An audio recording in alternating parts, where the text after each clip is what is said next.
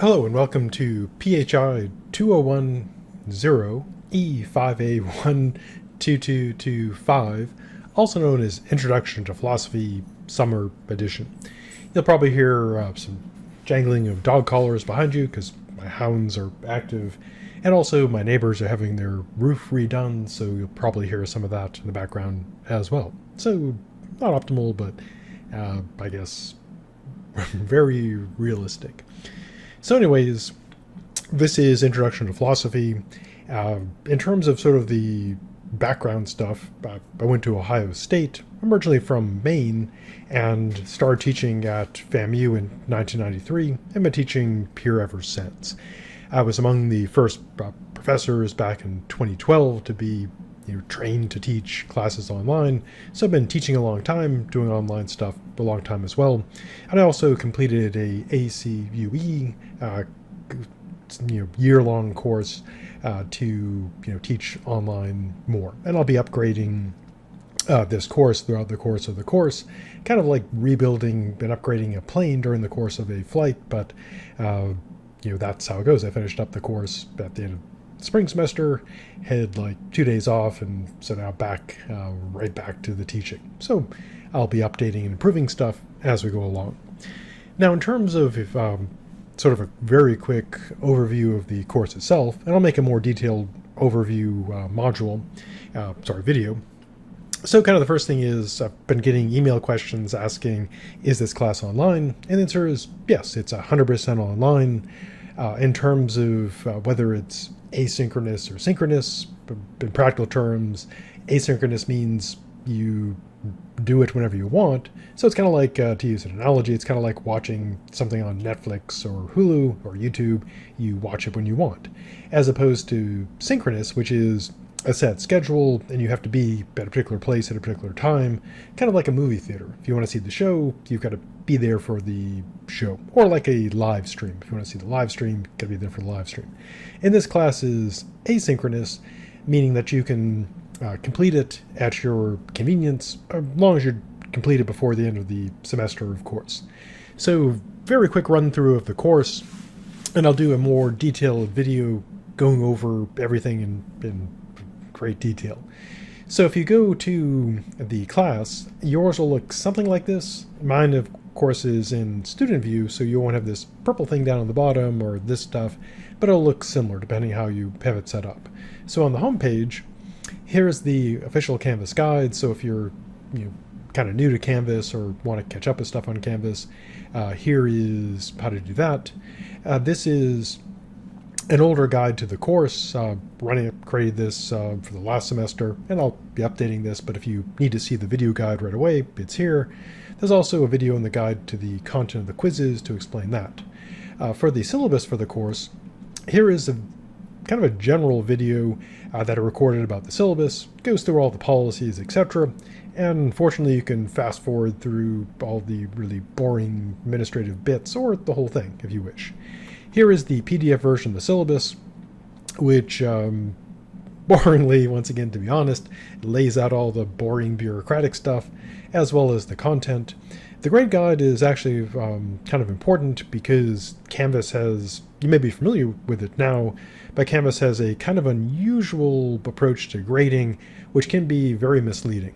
And there is a video on this, and unless you're like completely familiar with all the mechanics and wizardry and madness of multiverses of the Canvas grading system, check out the grade guide and perhaps the grade guide video, because I found that even last semester some students had some very unpleasant surprises, despite telling them, look at the grade guide video, look at the grade guide, and announcing, pretty much every class how it worked. So to avoid those unpleasant surprises, be sure to check this out. And I'll, like I did last semester, I'll keep, doing announcements saying, hey, look at the grade guide, look at the grade guide, look at the grade guide, or, there could be some unpleasant surprises. Here's the syllabus quiz, just a quiz. It's here because it's part of the syllabus. Because of a Florida law, you can record classes. There's all kinds of protocols and stuff there. The COVID-19 doesn't really affect us because we're online. For the office hours, here's how to sign up for office hours. I have a video on this, and they're on Zoom. I'll have like regular office hours that you can click on to sign up for, but since it's like a Zooming thing, if you can't make it a particular scheduled time, I'm generally willing to Zoom at reasonable times. Reasonable as I define them.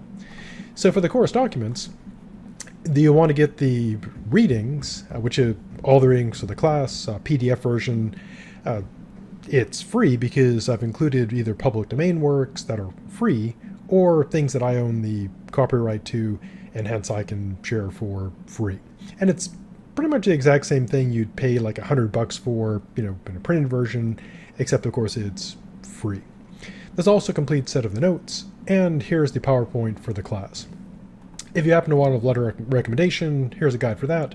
And of course, if you want me to talk about your grades, there's the FERPA release form. Now I've set the course up so you can kind of choose your own adventure to a degree. So if you want to go like class by class, here's an option. So the class is 4 parts. See the syllabus video for more details, and just click on each class, and then wait a bit, and you'll have, in this case, it's got the files that you need. These are all the readings, all the notes, and the paper itself. Then there'll be videos, pre-recorded videos for all the content, and also the coursework. And I'll be redesigning some of this again based on the class that I completed just last semester, and so working on putting that stuff into effect. So back to the main thing. So if you want to do it like class by class, you can go through class by class, clicking on them. Essentially, each day of the semester, during the course days, just click on the class to do the stuff. There's also, if you want to go by like the fall class, for some reason that's a night class, you can also do that, and that's also an option. Now for the coursework, there are the quizzes. Each section in the syllabus goes through this in more detail in the video for that. There are the quizzes for part 1, part 2, part 3, part 4, and those 4 parts. There's also practice exams, and there's an explanation here. These do not count for you or against you. So people often ask, do the practice exams affect my grade? And the answer is no. They're useful though, because if you take them, you can see the sort of questions that I'll ask, and you'll know ahead of time whether you're ready to take the real exam or not. And again, I get asked this quite often, but they don't count for you or against you. For the actual exams that do count for you, there's the 4 exams, which cover the sections 1, 2, 3, and 4, and then the final exam, which covers everything. For the paper, here's the paper guide, which goes through step by step how to do the paper, the content, etc. There's videos for the paper draft, the paper guide for the paper itself, a video on word count and style, and a video on the paper deadlines. There's also a plagiarism check and a draft. For the plagiarism check, this allows you to load up your paper, check it for plagiarism. This doesn't count, it's not graded, since ungraded doesn't count against you. Like if it's plagiarized like 7 billion%, it doesn't matter. This is where you can check your paper. It also doesn't get loaded into the system, because otherwise, if you load into paper, you keep plagiarizing yourself. There's also the draft, which is ungraded, and so to get a grade on the paper, you have to turn it in for one of these deadlines. You don't have to use all 3. You just have to turn it in once. The best one is the +5 deadline, where this is when the paper should be done, and for doing the paper when it should be done, you get +5 points. That's the extra credit. There's also the emergency deadline, which everyone gets for free. You don't have to do an excuse, you don't have to fill out any forms, you don't have to email me or anything. Everyone gets a free extra week in case there is trouble. So the real deadline is this one, but then because things happen, and rather than screwing around with excuses and emails and so forth, everyone just gets a free week. So if you can't get it done for the +5 bonus because, computer stuff, whatever, I don't need to know. Just complete it by then for full credit. And if you can't make the emergency deadline, there's also the 50% deadline, which is sometimes known as the desperation deadline, in which you get some credit. Here's a guide on how to upload the paper, how to view paper comments, how to view turn-in results, how to print a paper from Canvas. Now, something new, kind of not this semester, but added this past year, is assessment. And so I won't get into the gory, horrifying details of assessment, but originally assessment was like assessment of stuff, not part of the grade. And then it was decided that, originally it was said that grades aren't assessment and assessments shouldn't be grades. And then that changed to being there should be grades for assessment. It's all very complicated in senses, but the practical thing essentially is this. So this is assessment stuff that I use to gather information to complete the assessment reports that I have to, and plans and reports I have to complete every year. And so I need data because it's all about the data.